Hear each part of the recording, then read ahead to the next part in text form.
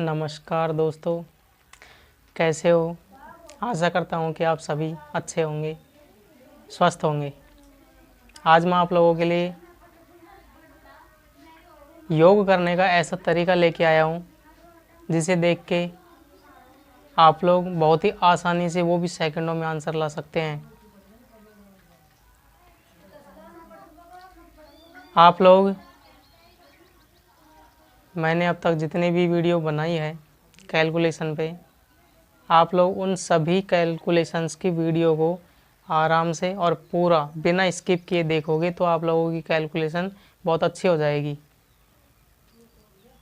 तो अब तक मैंने कई वीडियो बनाए हैं, आप लोग उन सभी वीडियो को आराम से देखना, पूरा देखना और फिर प्रैक्टिस करना। उसके बाद में आप लोगों को पेन चलाने की भी ज़रूरत नहीं पड़ेगी ज़्यादातर कैलकुलेशंस में।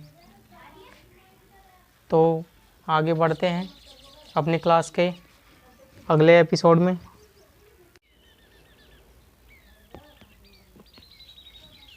आज हम इन 3 टॉपिकों के बारे में पढ़ते हैं।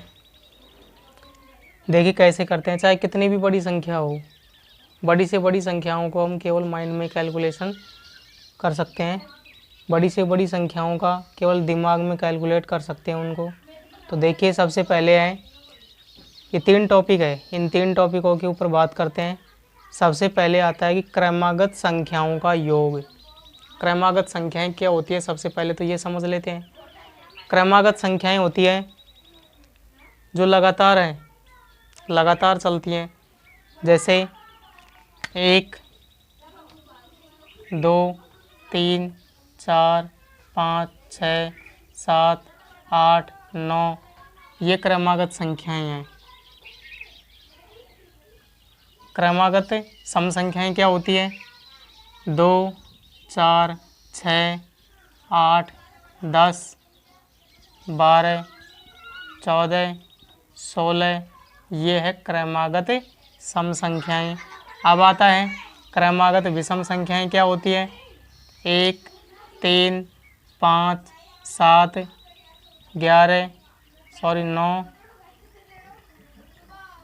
9, 11, 13, 15, 17, ये है क्रमागत विषम संख्याएं। इनको तो बोलेंगे क्रमागत संख्याएं, इनको बोलेंगे क्रमागत संख्याएं, इनको बोलेंगे क्रमागत सम संख्याएं।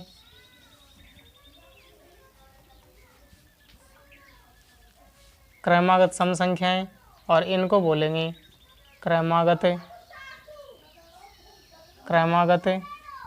विषम संख्याएं। दोबारा देखिए एक बार, यहाँ पर क्रमागत संख्याएं क्या होती है? क्रमागत संख्याएं होती हैं जो लगातार चलती हैं। जैसे 1 से लेकर के अनंत तक, 1, 2, 3, 4, 5, 6, 7, 8, 9, 10, 11, 12, 13, 14, 15, 16, 17, 18, 19, 20, ये क्रम से लगातार अनंत तक चलती रहती है।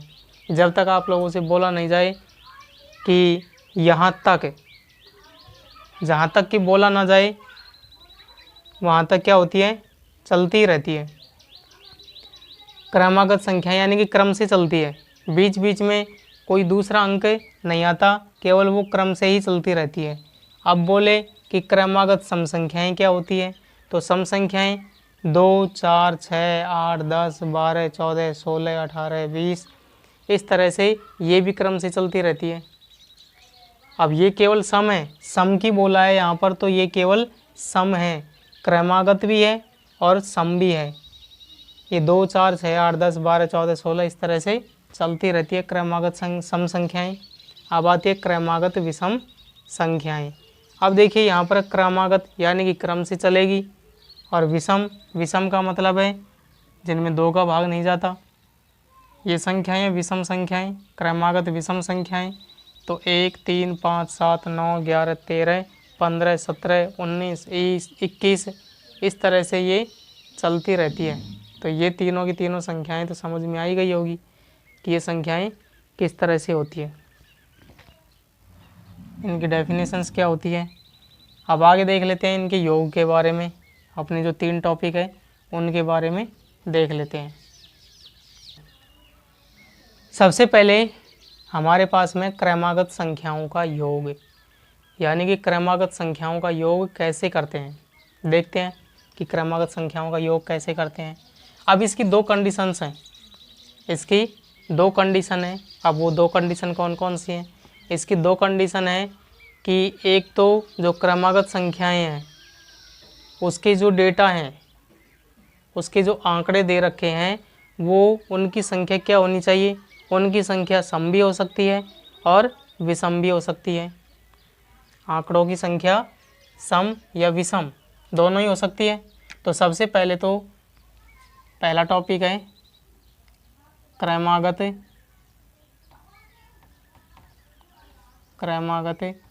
संख्याओं का योग। क्रमागत संख्याओं का योग कैसे करते हैं? अब इसमें भी एक टॉपिक है पहला कि क्रमागत संख्याओं का तो योग करना है, लेकिन क्रमागत संख्याओं में भी उनके डेटा की संख्या अगर सम हो या उनके डेटा की संख्या विषम हो तो उनको किस तरह से करते हैं। तो इसके भी दो टाइप हैं। इसके दो टाइप्स कौन कौन से हैं? पहला टाइप है जब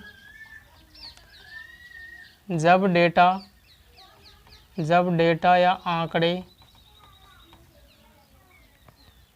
विषम हो। जब डेटा या आंकड़े क्या हो? विषम हो। क्रमागत संख्याओं का योग ज्ञात कर रहे हैं हम। अगर उसमें डेटा यानी कि जो आंकड़े दे रखे हैं, जो संख्याएं दे रखी है, उनकी कुल संख्या, उनकी जो कुल अंकों की जो संख्या है वो क्या हो जाएगी? विषम होगी। तो विषम संख्याओं को देखिए कैसे हल करेंगे। जैसे पहला एग्जाम्पल हमारे पास में 1 2 3 1 2 3 इन संख्याओं का सॉल्यूशन करके देख लेते हैं पहले कि इनका हल क्या हो जाएगा। तो देखिए सबसे पहले हमको कुछ नहीं करना है, ये आरोही क्रम में होने चाहिए। किस क्रम में होने चाहिए? आरोही क्रम में होनी चाहिए। सबसे पहली कंडीशन तो ये है। अगर ये आरोही क्रम में है तो हम देख के आंसर बता सकते हैं कि इसका आंसर क्या होगा। तो देखिए असेंडिंग ऑर्डर में है। सबसे पहला काम क्या करना है? सबसे पहले आरोही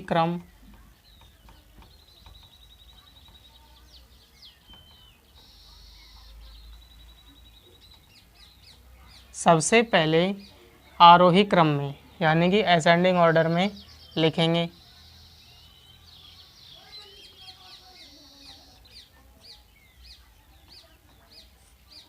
तो सबसे पहला काम क्या करना है?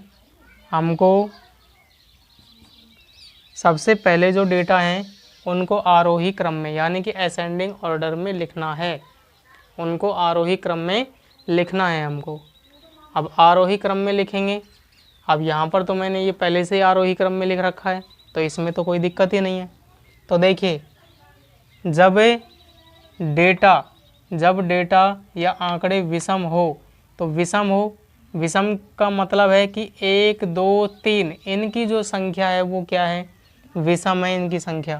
इनकी संख्या है विषम है। तो सबसे पहला काम क्या करना है कि इनको सबसे पहले आरोही क्रम में लिखना है, यानी कि असेंडिंग ऑर्डर में लिखना है। इनको असेंडिंग ऑर्डर में लिखेंगे। असेंडिंग ऑर्डर में ये पहले से ही 1 2 3 असेंडिंग ऑर्डर में लिख दिया। देखिए अब बताइए अब क्या करें? अब देखिए सबसे मध्य वाला जो पद है, बिल्कुल मध्य का, इसको उठाना है। ये उठा लिया। अब डेटा कितने हैं? डेटाओं की संख्या, आंकड़ों की संख्या कितनी है या राशियों की संख्या कितनी है? 1 2 3 है। तो इसको 3 से मल्टीप्लाई कर देंगे। 3 दूनी 6। तो इन तीनों का आंसर क्या आ जाएगा, तीनों का योगफल क्या आ जाएगा, 6 आ जाएगा। तीनों का योग क्या आ जाएगा, 6 आ जाएगा। अब इससे बड़ी बड़ी संख्याओं को लेके देखते हैं। जैसे कि हमारे पास में है 5, 6, 7, 8, 9, इनको देख लेते हैं, इनको देख लेते हैं। सबसे पहले डेटा की संख्या देखेंगे कि डेटाओं की संख्या कितनी है। डेटा है 1, 2, 3, 4, 5, यानी कि यहाँ पर जो शर्त दे रखी है वही शर्त है कि डेटाओं की संख्या क्या होनी चाहिए, विषम होनी चाहिए। डेटा हो गई विषम। अब अगला काम क्या करना है, अगला काम ये करना है कि इनको देखेंगे कि ये आरोही क्रम में है या नहीं है। अगर ये आरोही क्रम में नहीं है तो इनको आरोही क्रम में जमाएंगे असेंडिंग ऑर्डर में, और अगर ये आरोही क्रम में पहले से ही दे रखे हैं फिर तो कोई दिक्कत ही नहीं है, फिर तो कोई दिक्कत ही नहीं है। देखिए यहाँ पर ये पहले से ही आरोही क्रम में है, तो हमको क्या करना है, बिल्कुल मध्य वाला पद लेना है। बिल्कुल मध्य वाला पद कौन सा है, 7 है, 7 ले लिया। अब यहाँ पर राशियों की संख्या या डेटाओं की संख्या कितनी है, डेटा कितने हैं, 1, 2, 3, 4, 5, 5 है डेटा, तो इसको 5 से मल्टीप्लाई कर देंगे, कितना आ जाएगा, 5, 7, 35 आ जाएगा इसका आंसर। और देख लेते हैं, इससे बड़ी बड़ी संख्याएं और देख लेते हैं। 10, 11, 12, 13, 14, 15, 16, 17, 18, 19, 20, कितने हो गए, 1, 2, 3, 4, 5, 6, 7, 8, 9, 10, 11, 11 हो गई। अब देखिए यहाँ पर सबसे पहले हमको क्या करना है, बिल्कुल मध्य वाला पद देखना है। 11 है, 11 का अर्थ है कि हमको बिल्कुल मध्य का पद लेना है, छठा पद। 1, 2, 3, 4, 5, 6, यहाँ पर हमको ये पद लेना है कितना, 15। या ऐसे भी देख सकते हैं, समान अंक इधर से छोड़ने हैं, समान संख्याएं दाएं हाथ की तरफ से छोड़नी है, और फिर बीच वाला अंक या बीच वाली जो संख्या है वो ले लेंगे। अब यहाँ पर देखिए 3 और 2 5, इधर भी 3 और 2 5, 5 इधर से छोड़ दी दाईं तरफ से और 5 बाईं तरफ से छोड़ दी, तो बीच वाला पद आ गया। अब बीच वाला पद कितना आ गया, 15, 15। अब टोटल जो डेटाओं की संख्या है, डेटाओं की जो संख्या है वो डेटाओं की संख्या कितनी है, 11 है, तो इसको हम किससे गुणा कर देंगे, 11 से। और पिछली वीडियो में मैंने आप लोगों को बताया था कि 11 से गुणा करने की ट्रिक क्या है। 11 से गुणा करने की ट्रिक क्या है, सबसे पहले आ जाएगा 5 और फिर इन दोनों अंकों का योग आ जाएगा, और यहाँ पर क्या आ जाएगा, 1 आ जाएगा, यानी कि इन संख्याओं का योग आ जाएगा 165। अगर आप लोगों को ये ट्रिक समझ में नहीं आई है तो मैं डिस्क्रिप्शन में इसका लिंक दे दूंगा पिछली वीडियो का, तो आप लोग ये ट्रिक वहाँ पर जाके देख सकते हो, बहुत अच्छी तरीके से समझाया इसको। तो इस ट्रिक को आप लोग वहाँ पर जाकर देख सकते हो। तो दोस्तों यहाँ पर इसका आंसर प्राप्त हो गया हमको 165। एक लास्ट एग्जाम्पल और देख लेते हैं इसका।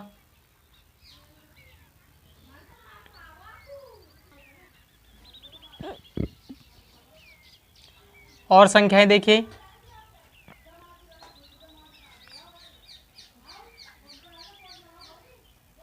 41, 42, 43, 44, 45, 46, 47, 48, 49। तो सबसे पहले हमको क्या करना है, दी गई शर्त के अनुसार काम करना है। सबसे पहले दे रखा है कि यहाँ पर डेटाओं की संख्या क्या होनी चाहिए, विषम होनी चाहिए। यहाँ पर डेटा देखिए विषम है क्या, 1, 2, 3, 4, 5, 6, 7, 8, 9, 9 हो गए, यानी कि डेटा तो विषम ही है। अब हमको यहाँ पर बिल्कुल मध्य वाला मान देखना है, यानी कि 4 तो दाएं हाथ की तरफ से छोड़ना है और 4 डेटा बाएं हाथ की तरफ से, और बीच वाला जो मान बचता है उसको ले लेंगे। यानी कि 4 तो इधर से बच गए और 4 इधर से बच गए, बचा क्या 45 बच गया। तो यहाँ पर हमको क्या लेना है 45। अब यहाँ पर क्या है, यहाँ पर क्या है, डेटाओं की संख्या 9 है, तो यहाँ पर लिख देंगे 9 लिख दिया।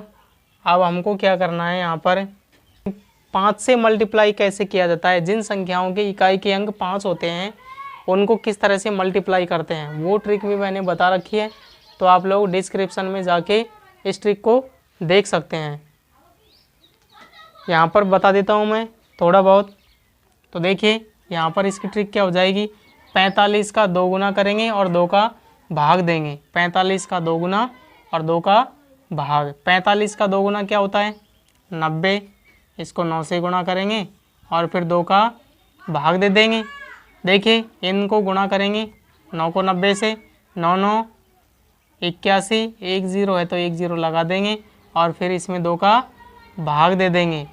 इसका मतलब यह है 2 का भाग देने का अर्थ यह है कि 810 का आधा करेंगे। 810 का आधा क्या हो जाएगा 405 हो जाएगा।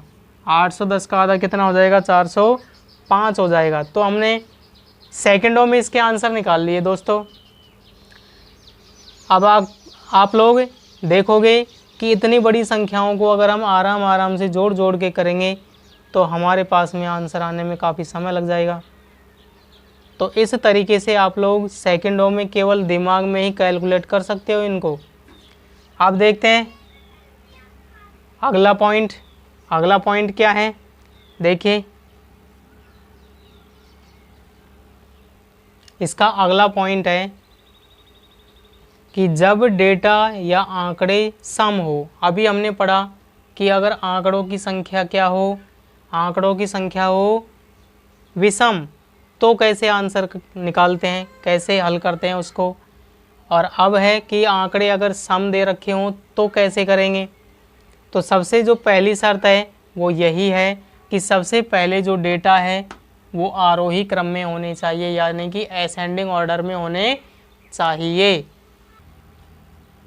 1 2 3 4। यहाँ पर डेटाओं की संख्या कितनी है, यहाँ पर डेटाओं की संख्या है 4 है। अब इनका योग कैसे करना है, देखिए सबसे पहले तो मध्य वाले पद लेंगे। मध्य वाले पद कौन कौन से हैं, 2 और 3 है। मध्य के पद कौन कौन से हैं, 2 और 3। तो इन दोनों को जोड़ के 2 का भाग देना है। दोनों को जोड़ेंगे 2 + 3 बटे 2, 5 हो गया दोनों का योग, 5 बटे 2 और 5 में 2 का भाग दिया तो कितना आ जाएगा 2.5। यहाँ तक तो किसी को भी कोई दिक्कत नहीं होनी चाहिए। अब आगे क्या करना है, डेटाओं की संख्या के साथ में इसको मल्टीप्लाई कर देंगे, यानी कि जो 2.5 आया है इसको क्या करेंगे, डेटाओं की संख्या कितनी है, यहाँ पर डेटाओं की संख्या है 1 2 3 4, तो इसको 4 से गुणा कर देंगे। 2.5 को 4 से गुणा करेंगे तो 10 आ जाएगा। कितना आ जाएगा 10 आ जाएगा। अगला एग्जाम्पल देख लेते हैं। जैसे हमारे पास में है 6 7 8 9 10 11। इनका योग करने की बोले हमसे कि 6 7 8 9 10 11 ये संख्याएं हैं हमारे पास में, ये क्या हैं, संख्याएं हैं। अब संख्याओं में डेटाओं की संख्या कितनी है, डेटा देखिए समय विषम है, 1 2 3 4 5 6, यानी कि डेटा हैं सम। तो पहली शर्त जो थी कि डेटा क्या होने चाहिए, सम होने चाहिए। और दूसरी शर्त क्या थी, दूसरी शर्त ये थी कि सबसे पहले आरोही क्रम में लिखते हैं, यानी कि जो दी गई डेटा हैं उन सभी डेटाओं को असेंडिंग ऑर्डर में लिखना है। उनको आरोही क्रम में लिखेंगे, आरोही क्रम में लिख ही दिया। अब इसके बाद में देखेंगे कि इसके मध्य वाले पद कौन कौन से हैं। मध्य वाले पद कैसे छांटेंगे, जितने भी पद हैं उनमें से आधे पद तो दाएं हाथ की साइड में लिखेंगे और आधे पद बाएं हाथ की साइड में, और जो बचे हैं वो मध्य के पद हो जाएंगे। यानी कि 2 दाएं हाथ की तरफ छोड़ दिए और 2 बाएं हाथ की साइड में, और बचे हैं कितने, जो बचे हैं 2 पद वो मध्य के पद हो गए। अब इन दोनों को जोड़ेंगे और 2 का भाग देंगे। 8 + 9/2 कितना आ गया 17। 17 में 2 का भाग दिया तो कितना आ गया 8.5 आ गया। कितना आ गया 8.5। अब 8.5 आ गया तो 8.5 को क्या करना है, 8.5 को क्या करना है, डेटाओं की संख्या के साथ में गुणा कर देना है। 1 2 3 4 5 6, तो इसको 6 से गुणा कर देंगे। 6 से गुणा कर देंगे, करते हैं गुणा। 6 पंजे का 30 की 0 हासिल की 3, 6 8 48, 48 और 3 51। एक अंक छोड़ के पॉइंट लगा देंगे तो कितना आ जाएगा 51 आ जाएगा इसका योगफल। तो इस प्रकार से हम इन संख्याओं को हल कर सकते हैं, आसानी से इनका योगफल ज्ञात कर सकते हैं। अगला टॉपिक है, अगला पॉइंट है क्रमागत सम संख्याओं का योग। क्रमागत सम संख्याओं का योग करना है हमको। अब इसमें भी 2 कंडीशंस हैं। 2 कंडीशंस क्या हैं कि जब डेटाओं की संख्या विषम हो और जब डेटाओं की संख्या सम हो। तो देखिए कैसे करते हैं। सबसे पहले एग्जाम्पल ले लेते हैं।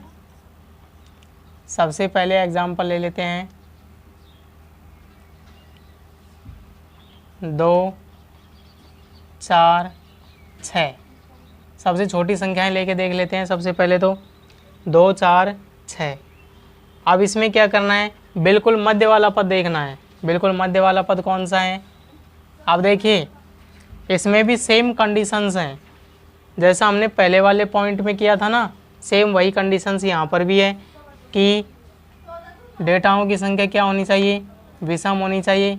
1 2 3 डेटा विषम हो गई। इसके बाद में आरोही क्रम में होनी चाहिए। 2 4 6 आरोही क्रम में हो गई। अब देखिए अगला क्या करना है, आगे क्या करना है, जैसे पहले किया था हमने वैसे ही करना है। बिल्कुल मध्य वाला पद देखना है। बिल्कुल मध्य वाला पद क्या है, 4 है। डेटाओं की संख्या कितनी है, 3, 1 2 3, तो इनको 3 से गुणा कर देंगे। तो इनको गुणा करेंगे, 4 तिया 12, तो इसका आंसर हो गया 12। और अगला एग्जाम्पल देख लेते हैं।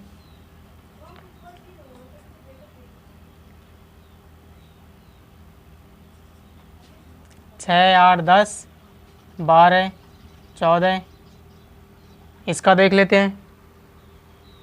इसमें भी सबसे पहले हमको कुछ नहीं करना है। सबसे पहले तो ये देखना है कि डेटाओं की संख्या सम है या विषम है। इसमें डेटाओं की संख्या 5 है, यानी कि डेटाओं की संख्या कितनी है, विषम है। अब विषम है, अब इसमें देख लेते हैं कि डेटाओं की संख्या तो विषम है, लेकिन ये असेंडिंग ऑर्डर में है या नहीं है, यानी कि आरोही क्रम में है या नहीं है। आरोही क्रम में है, आरोही क्रम में है। 6 8 10 12 14 आरोही क्रम में है। अब हमको क्या करना है, बिल्कुल मध्य वाला पद देखना है। बिल्कुल मध्य वाला पद क्या है, 10। 10 ले लेंगे और फिर 10 को किससे गुणा करेंगे, डेटाओं की संख्या से, राशियों की संख्या से। 1 2 3 4 5, 5 से गुणा कर देंगे तो कितना आ जाएगा, इसका योगफल 50 आ जाएगा। कितना आ गया, 50 आ गया। एक एग्जाम्पल और लेके देख लेते हैं इसका। 42 44 46 48 50। अब देख लीजिए, इसमें भी सबसे पहले हमको आंकड़े देखने हैं कि आंकड़े सम है या विषम है। 1 2 3 4 5, 5 हो गई, यानी कि डेटा का क्या है, डेटा है यहाँ पर विषम। अब डेटा विषम हो गई तो यहाँ पर आगे हमको क्या करना है, आगे देखना है कि ये असेंडिंग ऑर्डर में है या नहीं है। असेंडिंग ऑर्डर में है, 42 44 46 48 और 50। अब बिल्कुल मध्य वाला पद देखना है। बिल्कुल मध्य वाला पद देखेंगे। बिल्कुल मध्य वाला पद क्या है, 46 है। 46 ले लिया और 46 को क्या करना है, 46 को डेटाओं से गुणा कर देंगे। 1 2 3 4 5, 5 से इसको गुणा कर देंगे। कितना आ जाएगा, 230 आ जाएगा इसका आंसर। इस प्रकार हम बहुत ही जल्दी संख्याओं का योगफल ज्ञात कर सकते हैं इस तरीके से। और ये कैलकुलेशन केवल एक बार तरीका देखना है आप लोगों को, उसके बाद में ये कैलकुलेशंस हैं आप लोगों को माइंड में हो जाएगी ये सब, इसलिए इनको एक बार गौर से देखना है और थोड़ी सी प्रैक्टिस की ज़रूरत है बस, और कुछ नहीं करना है। हाँ तो आगे देख लेते हैं इसको। अगला है कि क्रमागत संख्याओं का तो योग करना है, लेकिन डेटा क्या हो, डेटा हो सम। डेटाओं की संख्या या राशियों की संख्या होनी चाहिए सम। तो एग्जाम्पल देख लेते हैं, 2 4 6 8, 2 4 6 8। अब इसमें सबसे पहले तो ये देखना है कि डेटाओं की संख्या कितनी है। डेटा है सम 1 2 3 4, यानी कि डेटाओं की संख्या कितनी है, सम है। अब जब डेटा सम है, दोनों का योग करेंगे और फिर 2 का भाग देंगे। 6 और 4 10, 10 में 2 का भाग देंगे तो कितना आ जाएगा, 5 आ जाएगा। अब 5 का क्या करना है, 5 को डेटाओं की संख्या से मल्टीप्लाई कर देंगे, 1 2 3 4, तो इसको 4 से गुणा कर देंगे तो इसका आंसर क्या आ जाएगा, 20 आ जाएगा। अब दोस्तों लास्ट पॉइंट है हमारे पास में कि क्रमागत विषम संख्याओं का योग। क्रमागत विषम संख्याओं का योग तीसरा पॉइंट है हमारे पास में, क्रमागत विषम संख्याओं का योग। अब इसकी भी 2 कंडीशंस हैं कि जब आंकड़ों की संख्या विषम हो या आंकड़ों की संख्या सम हो तो उनका योगफल कैसे ज्ञात करते हैं। देखिए कैसे करते हैं, एग्जाम्पल लेके देखते हैं। सबसे पहले हमारे पास में है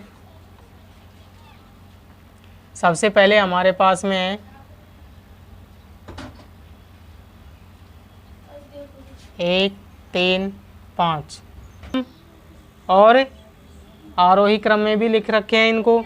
तो देखिए क्या करना है, बिल्कुल मध्य का पद लेना है, मध्य का पद लेना है 3, और इनको फिर आंकड़ों की संख्या से गुणा कर देंगे। आंकड़े कितने, 1 2 3, तो इनको 3 से गुणा कर देंगे तो 3 तिया आ जाएगा इनका 5 7 9 11 13। अब इसका मध्य का पद क्या है, मध्य का पद है 9 है, और इसको गुणा किससे कर देंगे, 1 2 3 4 5 राशियों की संख्या से, तो 9 पंजो 45 इसका योगफल हो जाएगा।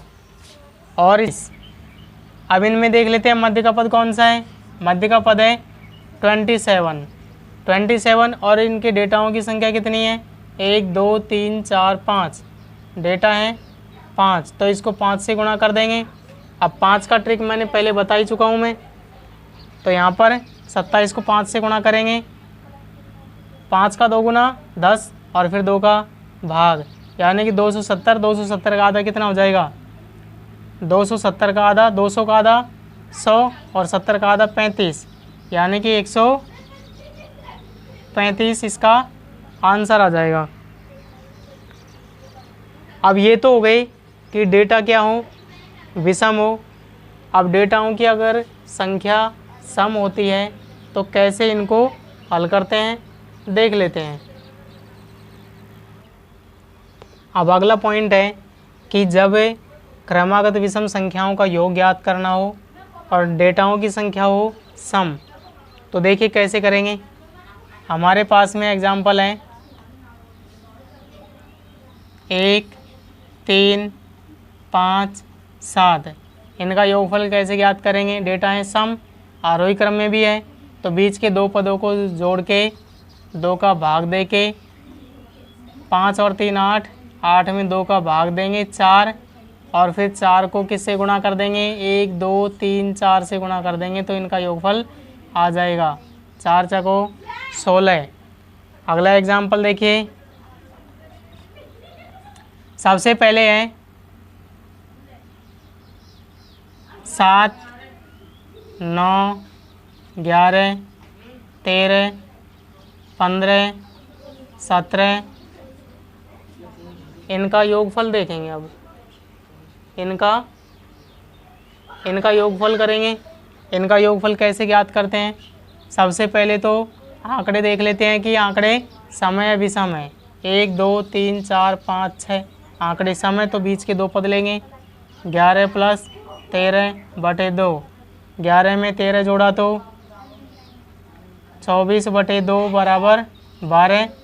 और 12 को किससे गुणा कर देंगे? 12 को 6 से गुणा कर देंगे। 12 6 के 72। तो इसका योगफल हो जाएगा 72। आप देख लेते हैं लास्ट एग्जाम्पल। हमारे पास में संख्याएं हैं। तो इसी के साथ क्लास फिनिश करते हैं। बने रहिए आपके अपने YouTube चैनल P5 क्लासेज में। धन्यवाद।